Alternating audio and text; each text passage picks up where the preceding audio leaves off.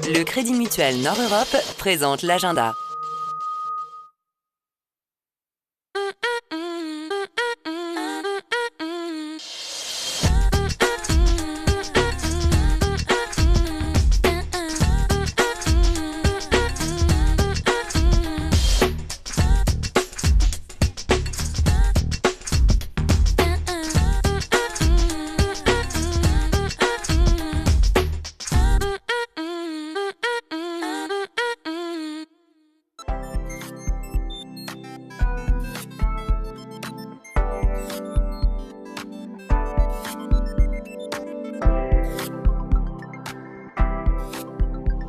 Quand les rues s'illuminent et que les fêtes de fin d'année approchent, on se dit que le temps passe décidément trop vite. Léonard de Vinci avait raison d'écrire dans ses carnets qu'il n'est aucune chose qui passe plus vite que les années. Alors que diriez-vous de revenir ensemble sur les moments forts de 2017 ? Pour étoffer cette rétrospective, nous feuilletterons le magazine LM, un gratuit qui parle bien évidemment d'art et de culture. La touche musicale de cet agenda nous emmènera à l'école supérieure de musique et de danse, mais également dans les coulisses de la tournée du duo Elephants. Et vous découvrirez, grâce à l'association Les Incorruptibles, comment des élèves participent à la création d'un livre. Mais pour commencer, une séquence souvenir qui nous replonge dans l'ambiance des plus grands événements culturels de 2017.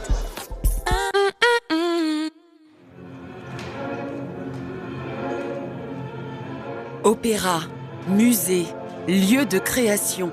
Notre région peut être fière de ses nombreux écrins culturels. Au musée des Beaux-Arts de Lille, par exemple, une transition numérique exceptionnelle nous emmène vers le musée de demain.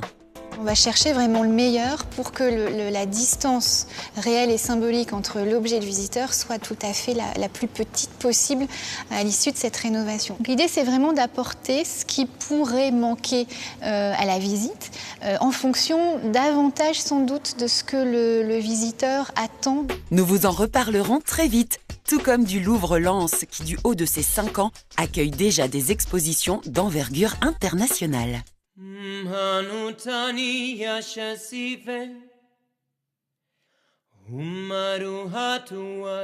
Et vous avez ici ce qui est, à ce jour, le plus vieux chant connu de l'humanité. Et 2000 ans plus tard, à Roubaix, la condition publique a su mettre en valeur la culture urbaine avec sa grande expo de street art.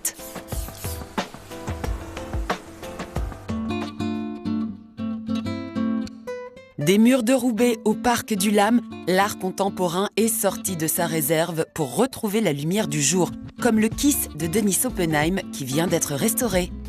Là, on se dit, on fait vraiment son travail aussi de conservateur, de montrer les œuvres au public. C'est toujours frustrant de se dire que des œuvres restent trop longtemps en réserve, qu'elles ne sont pas vues. Et c'est au LAM que nous allons continuer cette rétrospective 2017, une année chargée et très riche en événements culturels. Et nous allons la continuer avec vous, Julien Damien. Bonjour. Bonjour. Alors vous êtes, si j'ose dire, l'homme de la situation. Vous travaillez pour le magazine LM. Tout à fait. Un petit bijou qui fait la part belle à l'art et à la culture dans la région. Donc finalement, vous êtes le mieux placé pour nous parler de cette richesse artistique. Les nordistes ont cette chance incroyable de pouvoir vivre sur un territoire extrêmement riche de propositions culturelles. Il ne faut pas oublier que c'est un territoire qui compte près de 200 musées. Il y a des scènes nationales un peu partout, de Valenciennes à Dunkerque, à Lille bien sûr, et qui est de plus frontalier avec la Belgique, un pays qui regorge également de propositions culturelles en termes d'art plastique, d'art de la scène. Alors aujourd'hui, on est à Villeneuve-d'Ascq, au LAM, qui nous accueille au cœur de cette belle exposition, de Picasso à Séraphine. Vous aviez d'ailleurs cité cet événement dans l'édition de novembre. Oui, tout à fait. C'est une exposition que nous avions décidé de mettre en avant, de sélectionner pour la simple raison qu'elle lève le voile sur un courant artistique qui est peut-être méconnu du grand public, qui est un mouvement qui est représenté par qu'on appelle les primitifs modernes, qui est un mouvement qui est notamment représenté par le douanier Rousseau ou Séraphine Louis, que le grand public connaît peut-être aussi. Sous les traits de Yolande Moreau. Tout à fait, qui incarnait Séraphine au cinéma. Donc je pense que ça peut être une vraie découverte, en tout cas artistique, pour le public. À découvrir jusqu'en janvier au Lames de Villeneuve-d'Ascq. Cette richesse, en tout cas, et ce dynamisme de la région, nous avons pu le vérifier, nous, dans l'agenda. Et vous avez voyagé avec nous tout au long de l'année aux 4 coins de la région qui ne manquent pas, assurément, de propositions artistiques et notamment musicales. Les tremplins du Main Square Festival sont décidément le meilleur moyen de dénicher les pépites de la région, ces groupes inconnus qui joueront avec les plus grands à Arras.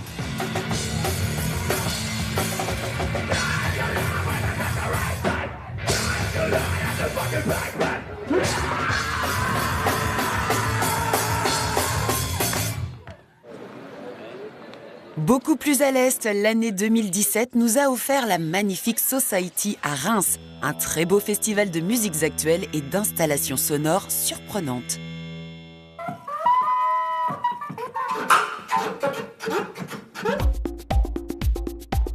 Autre nouveauté, le très attendu North Summer Festival avec ses têtes d'affiche qui ont attiré à Lille du public et des stars venues du monde entier.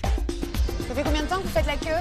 Sorry, no French. Ah, you're not French. No. And where do you come from? Australia. Okay, enjoy. Yes, thank you. Bye. Des Australiens quand même qui sont venus pour voir Justin Bieber.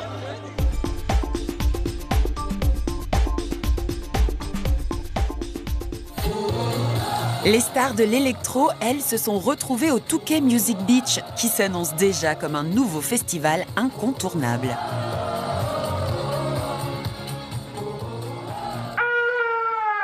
Ouais, celle-là, c'était celle-là.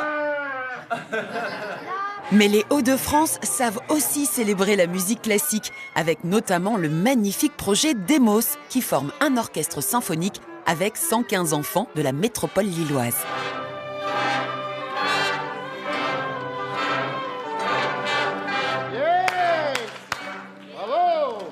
De retour au Lames à Villeneuve-d'Ascq. Alors, c'est important de parler de la richesse de la région, de la diversité des événements, mais aussi de cette culture populaire. Oui.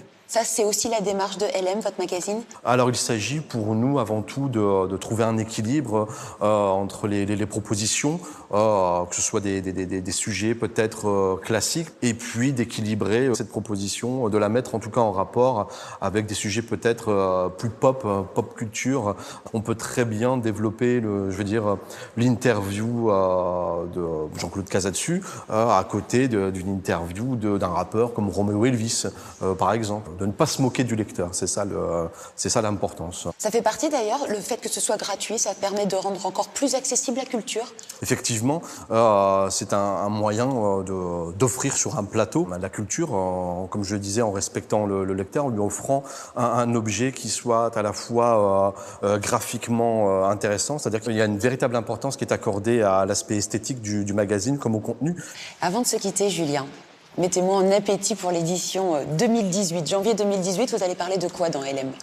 Alors, nous allons consacrer un sujet au tatouage et son inévitable corollaire, le détatouage également, à l'occasion de la tenue de la Lille Tattoo Convention qui se tiendra au Grand Palais de Lille et qui rassemblera sans doute les meilleurs tatoueurs, les plus originaux, les plus fantaisistes, les meilleurs tatoueurs de la planète. Eh bien, nous le noterons dans notre agenda.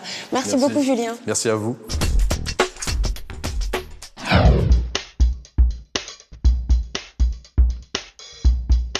Est-ce que vous aimez les contes de Noël, les belles histoires? Parce que le parcours du duo Elephants ressemble de près à une success story. En moins de 10 ans, Jonathan et Maxime, les deux frères nantais, ont su s'imposer dans le paysage musical avec des singles pop-rock au charme irrésistible. Leur dernier album amorce un tournant électro parfaitement réussi. Alors, quand leur tournée fait une escale au Grand Mix de Tourcoing, une salle soutenue par le Crédit Mutuel Nord-Europe, l'agenda ne résiste pas à l'idée de sauter dans le van d'Elephants.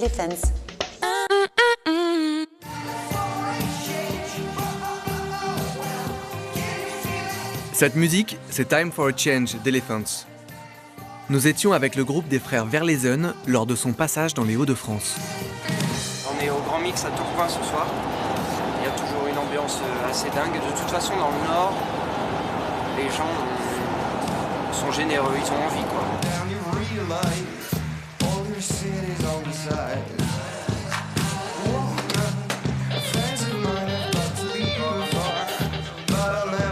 Le groupe Elephants avait déjà joué au Grand Mix en 2014. Mais depuis, leurs tubes ont été repris dans des publicités et au cinéma. Cette nouvelle tournée se fait donc dans un tout autre esprit. J'attends de m'amuser surtout, en fait. J'attends de prendre du plaisir. On attend beaucoup ça de la tournée, en fait. C'est vraiment récréatif. C'est des moments d'échange hyper importants dont on a vraiment besoin comme d'une respiration quand on fait du studio, quand on compose des chansons. Ok. Calm down. 25 wasn't wasted time. All we did twice and die. We're all about to explode. So time for a change.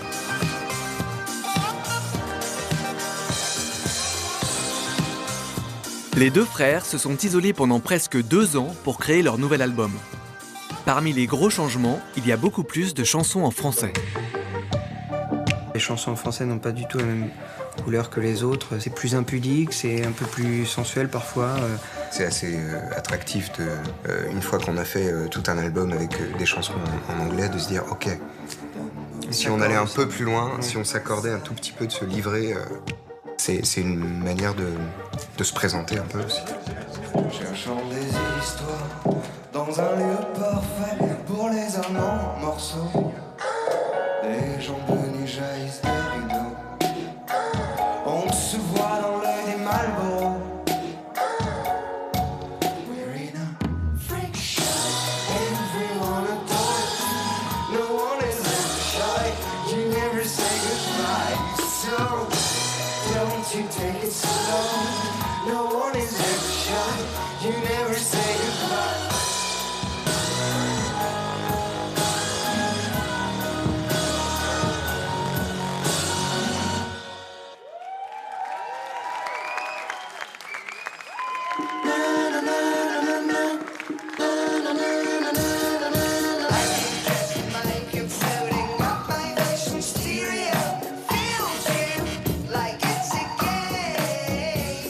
Le Grand Mix avait su deviner leur talent quand ils étaient encore inconnus. Désormais, les Nantais d'Elephants savent qu'ils ont un public de fidèles à Tourcoing.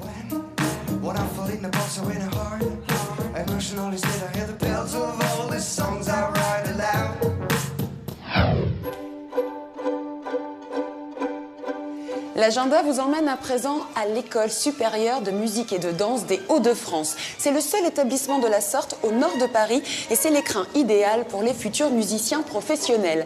Plus de 200 étudiants y sont formés chaque année. Vous voulez voir comment ça se passe ?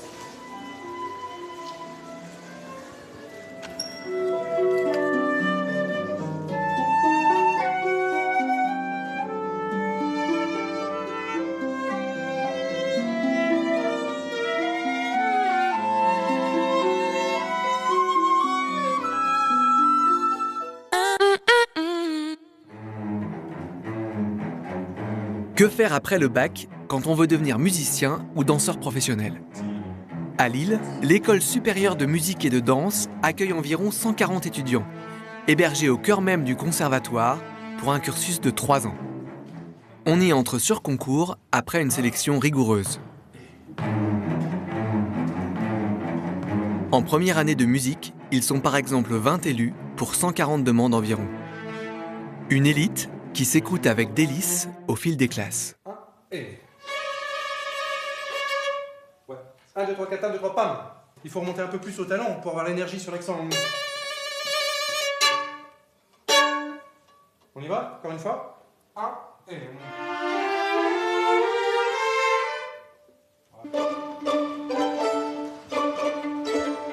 1, 2, 1... C'est ça. Non, vite. Non, vite. 1 et... Joli. 1, 2, 3... En complément des cours par groupe d'instruments, les élèves ont plusieurs occasions de répéter en orchestre. Je pense qu'on a tous besoin de silence pour s'accorder.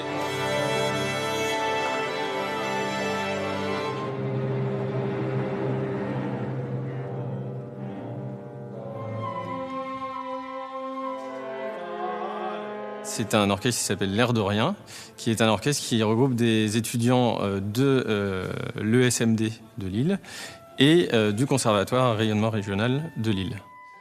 L'objectif étant de donner un concert à la fin de la première semaine de décembre avec le maître Jean-Claude Casatsu. Ils ont de très gros moyens, ce ne sont pas des musiciens professionnels. Ça s'entend surtout sur l'expérience du jeu ensemble. Mais effectivement, avec leurs professeurs, ils ont travaillé en amont. Avec moi, on essaye de mettre des choses en place et ils seront prêts, évidemment, c'est l'objectif. Il faut baliser les endroits un petit peu difficiles, mettre ensemble les changements de vitesse par exemple, les équilibres si un groupe d'instruments est un peu trop fort, on essaie de faire les balances comme dans les concerts amplifiés et les rendre le plus souple possible pour que le maître à son arrivée puisse trouver un orchestre disponible pour recevoir ses conseils.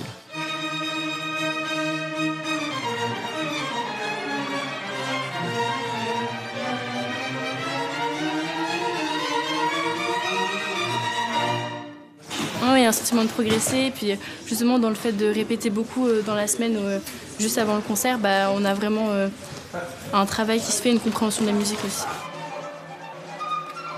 Et c'est une expérience très enrichissante.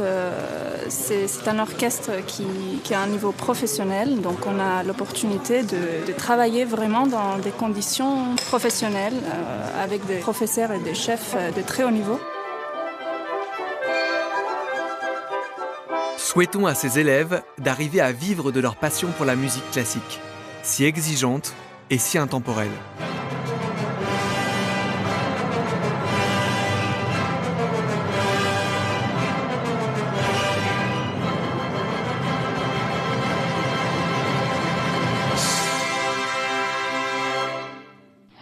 La relève de demain est assurée. Nous allons parler de cette démarche de transmission artistique avec le directeur de l'École supérieure de musique et de danse, Bruno Humet. Bonjour. Bonjour. Alors parlons tout de suite, dans le vif du sujet, des missions de l'École supérieure.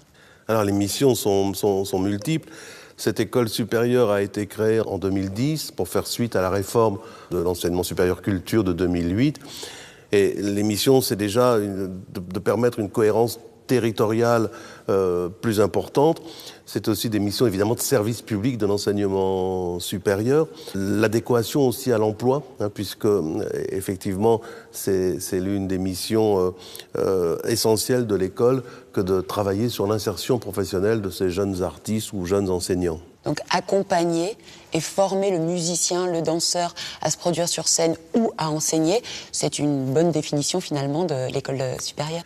Effectivement, ce qui est important, c'est les mises en situation professionnelle, ce qui nous amène à travailler en partenariat avec les grandes structures culturelles, non seulement de la métropole, mais aussi de la région. C'est par exemple un partenariat historique avec l'Orchestre national de Lille, un partenariat avec l'Opéra de Lille, un partenariat avec l'Orchestre de Picardie, mais aussi avec l'ensemble des conservatoires de la région et beaucoup de structures culturelles, puisque ces mises en situation professionnelle, c'est ce qui fait finalement tout le projet de l'étudiant. Alors parlons justement de l'étudiant. Comment on entre à l'École supérieure de musique et de danse? Alors on entre sur concours, donc un concours qui réunit chaque année entre 150 et 200 candidats pour la musique, pour une sélection d'une vingtaine, avec un certain nombre de candidats de la région, mais aussi de toute la France, et dans l'effectif 10% d'étrangers aujourd'hui. Et l'étudiant s'engage pour combien de temps? Alors l'étudiant s'engage pour un cursus de 3 ans, voire 3 ans et demi, puisqu'on a construit la formation de telle sorte qu'il puisse obtenir en même temps plusieurs diplômes.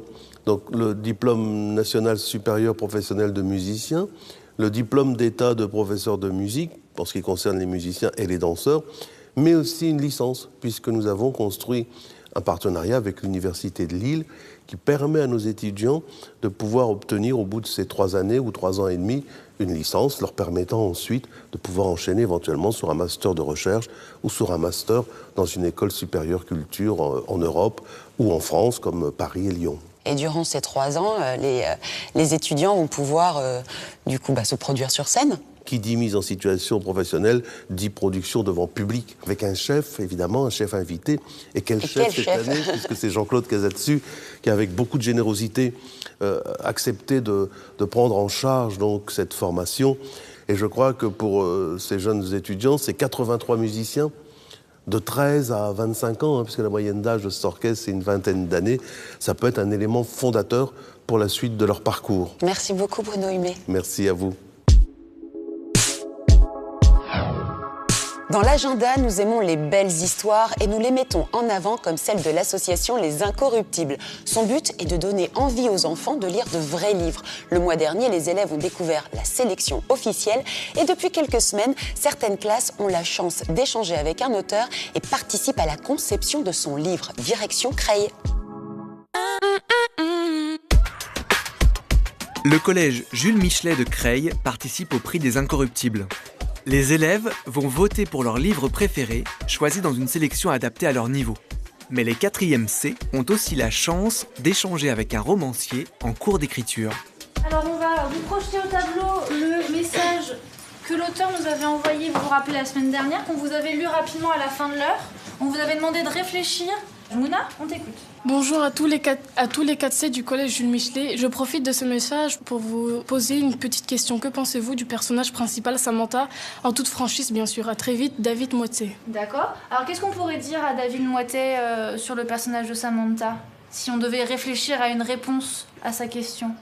Est-ce que l'auteur l'a bien construit ou mal construit? Est-ce que vous trouvez qu'il y a des choses qu'il faudrait changer ou qu'il faudrait approfondir sur ce personnage? C'est plutôt un bon début. D'accord, ok, Sheikna. C'est un personnage intéressant. Avec son mail, l'auteur envoie ses chapitres au fur et à mesure. Et les élèves peuvent interagir avec lui. Ma mère m'indique la chaise en face d'elle. Alors, à votre avis, qu'est-ce qui va se passer? La mère, elle aurait pu savoir de n'importe quelle façon. Et elle pourrait demander ce qui va se passer et pourquoi elle est allée sans sa permission. En silence, regarde, merci. En plus des échanges dans leur classe, les élèves travaillent aussi par petits groupes au CDI. Allez-y, bonjour.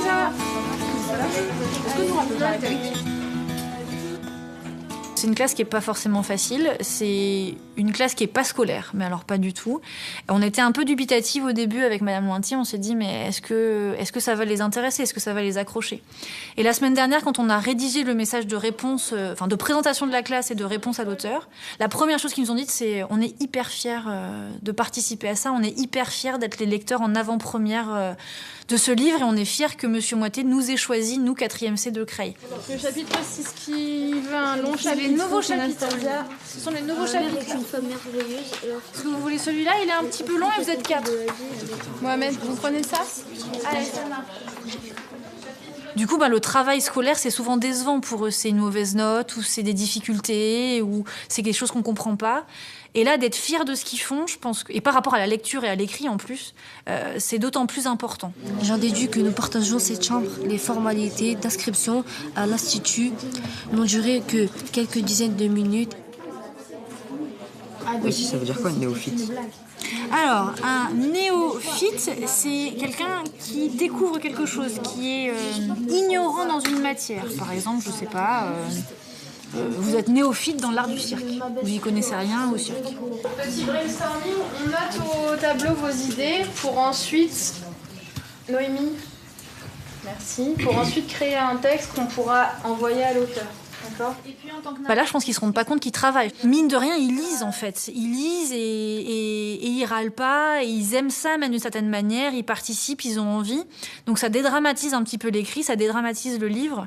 Et même les disputes qu'on avait entre eux, c'est hyper intéressant en fait. C'est hyper intéressant de voir que un livre, ça peut tout d'un coup être un sujet de dispute en fait. Ça devient quelque chose d'important dans leur vie en fait. Et ça, c'est vraiment très très encourageant pour la suite. Histoire de finir cette année en beauté, voici les coups de cœur du mois et on commence avec les plus jeunes. Scooby-Doo qui croise Super Mario Bros ou la Reine des Neiges, ce n'est pas tous les jours. Alors venez découvrir l'univers du dessin animé en musique avec le concert Cartoons. C'est au Grand Bleu, à Lille, les 18 et 19 décembre et c'est à partir de 6 ans.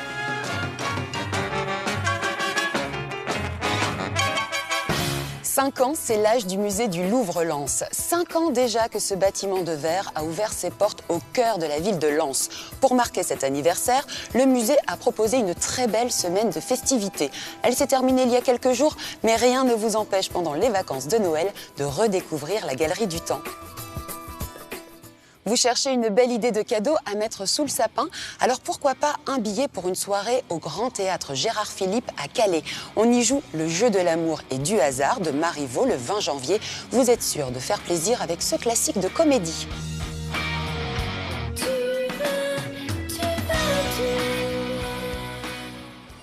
Et parce que la magie de Noël rime avec traditionnel, ne manquez pas Fou, le cirque de Noël, qui depuis 10 ans régale toute la famille.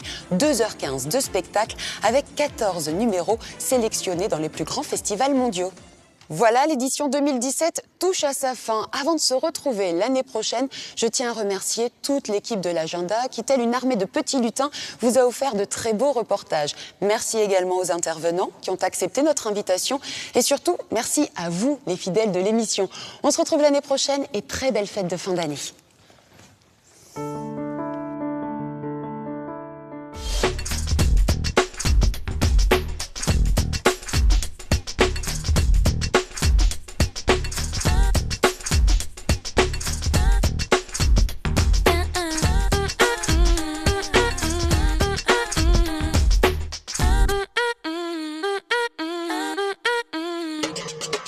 C'était l'agenda avec le Crédit Mutuel Nord Europe.